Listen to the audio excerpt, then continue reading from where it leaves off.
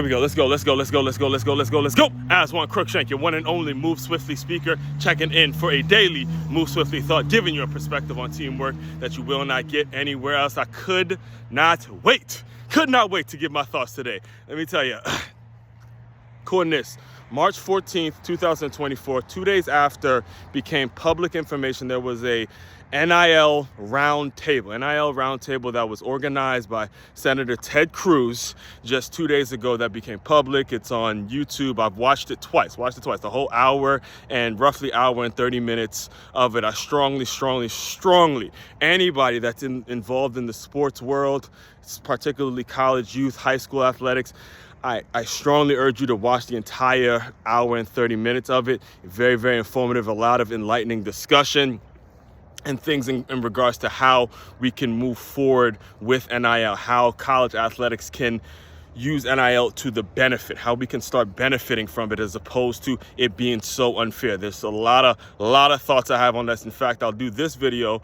I have a article coming out reacting to it, and I'll also have a full episode, like 30-minute plus episode reacting to everything I heard, just some of the commentary, some of the ideas that were posed and things of that nature, right? But first and foremost, let me just get into my my initial. This is kind of my initial reaction to it, since it's kind of a current event at this point, and it's still kind of new. I haven't really had a couple days to marinate on it, but I did watch, and I've been really excited to chime in on everything that I heard, that I saw, and things of that nature, right? So first and foremost, what got said throughout the entire hour and 30 minutes, what was continuously being said and what continuously got repeated by several of the panelists that were in the roundtable were football and men's basketball were the primary revenue producing sports. All right, they're the two sports that make it so we even are having the conversation of college athletes getting paid. It's because of the money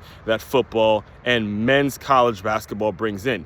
Yet, not one current student athlete who plays football or men's college basketball was included in this discussion. Not one of them, all right? First and foremost, we got to take that, and these are two sports. First of all, these are two sports that are primarily dominated by African-American males like me. So me personally, you got to take that personally. It's a problem. It's a huge issue, in my opinion, seeing that we could represent so much of the two revenue producing sports, yet we're not invited to roundtables. A black male is not invited to a roundtable just like that, in which we can have a discussion about how to push the NIL forward, how to push college athletics forward, how to make things better. Yet we're good enough to produce the revenue and go out and play and things like that, but we're not invited to conversations like that. First of all, we got to take that personally. That is not something that we need to just be brushing over and just saying, okay, that's fine. No, that's something that you should be taking personally, because it's a problem. It's an issue. It's a huge issue.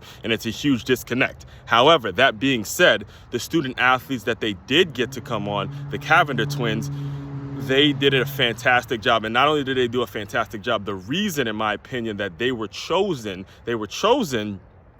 to participate in this discussion is number one, they've done an incredible job navigating the NIL space, but also, more importantly, their upbringing. They said that even in the conversation, their upbringing. They said, look, they had two parents that taught them the difference between a 4-year plan and a 40-year plan. So right now, in using the NIL, and since it's become available only 3 years ago, they have equity in companies. They have points in companies to where now they have stake in certain companies. In fact, go do your research and look up the deal between LeBron James and Beats by Dre. There was a situation where it was during the Olympics. I believe it's when they were in Beijing, and Dr. Dre gifted LeBron a bunch of Beats by Dre headphones, and he was passing them out in Beijing or wherever they were in the Olympics and things like that.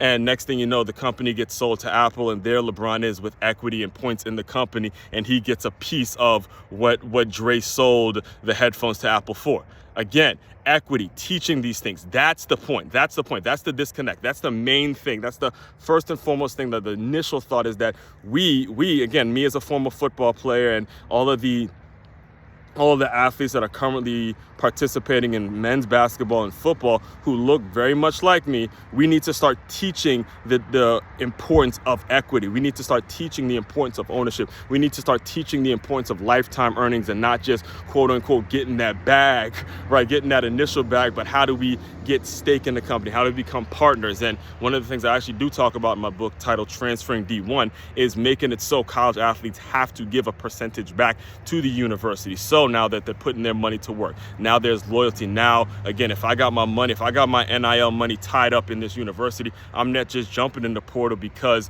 the coach hurts my feelings one day and I'm not getting the reps I want and all that other bullshit and everyone's coddling me and all that. That's what we got to start doing. But again, I'll dive deeper into that. The next thing I got to get to is the concept, and one of the things that was also discussed quite a bit was the fact that the sports who are not revenue producing, the female sports, right? The Olympics type sports, those kinds of sports are going to be on the chopping block if things keep going the way they're going. If boosters keep just giving their money to football players and basketball players, it won't, the other sports just won't be able to, they will not be able to last because it's those two sports that fund the entire athletic department. So now what happens is, if you are a brand or if you're a company that's in NIL and you want to work with college athletes, you should be focusing on the non-revenue producing sports. You should be focusing on the smaller schools. You should be focusing on the female sports, the sports that don't produce the revenue,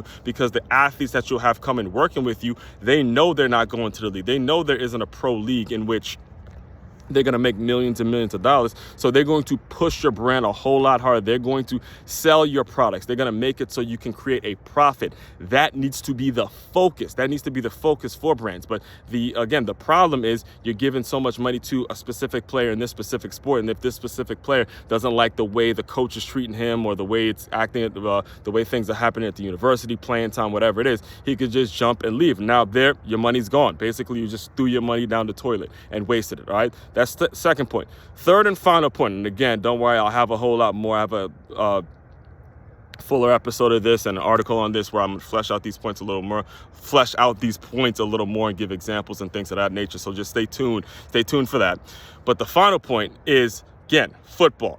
Football is the primary revenue producer, right? Yet, what's the thing that the NFL does not have, that all the other sports have? The major sports, baseball, basketball, soccer, you name it, whatever sports you want to name, NFL does not have a solid feeder system. Okay, that's the issue. That's the issue right there. The problem is they don't have a feeder system. So these college football players are coming up in a world where their dream to play in the NFL doesn't have a proper feeder system. And the only thing that they can see as a way of getting themselves developed is going through the college system. And Nick Saban said this. He said this in the roundtable, all right? He said he's spoken to NFL head coaches who are telling him, look, I'm getting players who are not fully developed anymore. They're not as developed as they used to be. So now we got to figure out, we got to cut them because we got to pay them. We got to do this. We're blowing our money on this. And it's just such a mess because the NFL hasn't created a feeder system.